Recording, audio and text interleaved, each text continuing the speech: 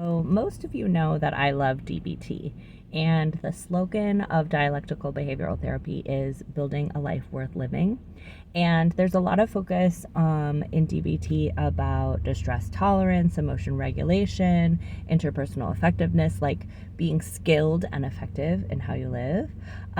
But the other component that's not, people are often not aware of, is that there's a focus on building things that feel good. So we're decreasing things that feel bad, but we're also spending time on things that feel good. And there's a great list of pleasurable activities to choose from right in all DBT books, and you can just Google that, pleasurable activities, and those lists come online, up online for free PDFs. And what is the point of this? So when we have pain and suffering, as we all do, we can support ourselves and take care of ourselves with it, but we also want to balance it out with joy, right? With things that are really fulfilling to us, meaningful to us. And a lot of people in this current framework of like, oh, you need to have something that you're passionate about, or you need 100 million followers, or you need to make a ton of money from this thing that makes your life worth living. That is not the framework of DBT. So one great example of one of the activities that I do to build my life worth living is this YouTube channel. I have less than 500 subscribers. I've never made a penny off of it. I give videos of resources to my clients so that they can review it. But by and large, I make it because it's fun for me to make it. I like getting these ideas of what a video could be. I like sharing them. It's fun to me to interact with people in the comments, to see people, sharing it or liking it. I think it makes me feel connected. It makes me feel like I'm contributing. And this is my special interest, right? Learning about what it is like to be a human is my special interest. So I love it, and it makes me feel really happy. And I feel no obligation around it because there's no have to around it. I don't depend on it for anything. So it can just be fun.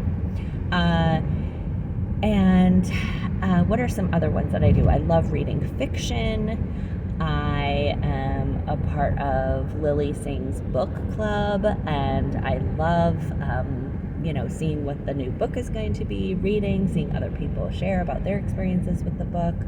I'm a crafty person, so I do a lot of arts and crafts things, learn new things, buy little kits, fiddle with them, keeping my house tidy is something that brings me a lot of meaning. So being able to do the laundry. I'm not a super clean person, but I like to sort of fiddle around the house and do the laundry, do the dishes, sweep every once in a while. Those kind of things make me feel like, I'm doing something to make my life feel comfortable and nice. So building up these things that make our life worth living is as important, and I would say maybe even more important than reducing the painful things, because if we have a lot of things that bring us joy or pleasure or meaning, then our resources are going to be higher, our capacity is going to be higher for interacting with the pain, and there's to a certain extent there is never going to be an elimination, or like to a certain extent we're all going to have pain. There can be pain that you can eliminate, but to a certain extent it's going to be there. It's a part of life. Somebody's going to be sick, you're going to be sick. Somebody's going to be struggling financially, you're going to be struggling financially. You're going to have a loss of a relationship, you're going to have a conflict in a relationship. Those things are not going away, and we're not saying that they need to in order for us to have a life that's worth living. And so, the more sweetness we add to our life, the less the imbalance is between the pain and the sweetness. And for good reason, this can be hard for people who have had a lot of pain and suffering in their life. first started interacting with pleasure as a DBT skill, I was like having panic attacks because it felt so uncomfortable and so unsafe to have fun, or to even have a nice time. I felt guilty, I felt ashamed, I felt like I was going to get in trouble. And so it's like anything new.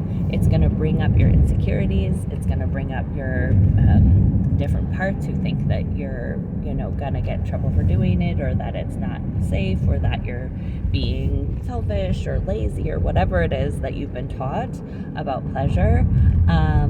And we can practice it, and we can take care of those parts who are scared and give them, dip our toe in it. I remember I started out by just giving myself 10 minutes a day to read fiction. And the first month or so, it was extremely difficult, but I knew that I wanted to try it. I wanted to give it a good shot. And that's where, people often in the nervous system work, because I offer a lot of validation, I offer a lot of self-soothing, and I offer a lot of it's okay to not do the thing you think you have to do.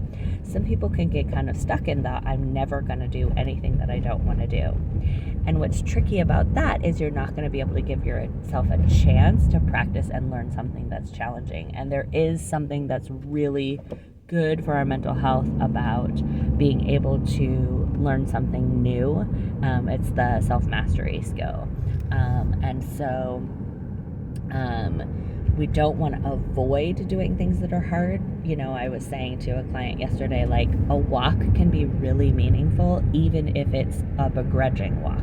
If you're walking along going, I don't want to walk right now, right? Because there are certain things that we know that our animal bodies really need, like food and something to drink and some movement and some creativity.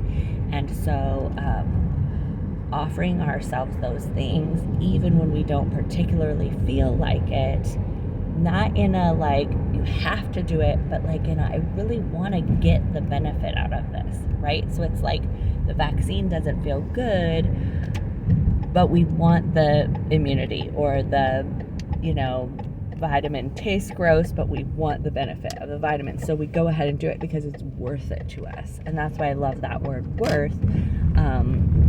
Dr. Linehan talks about living a life worth living, not a life free from pain and suffering, not a life that's famous or spectacular or appreciated by everyone, but that a life that's worth living for you. So check that out. Think about what brings you pleasure. If there's nothing, pull up that list, pleasurable activities, and give yourself the chance to try one a week for a while and see if there's anything that sparks a little bit of interest. And if it does, then you can keep practicing it and build up your reservoir of daily interaction with things that really are meaningful to you, which will give you kind of a buffer for some of the pain. Okay,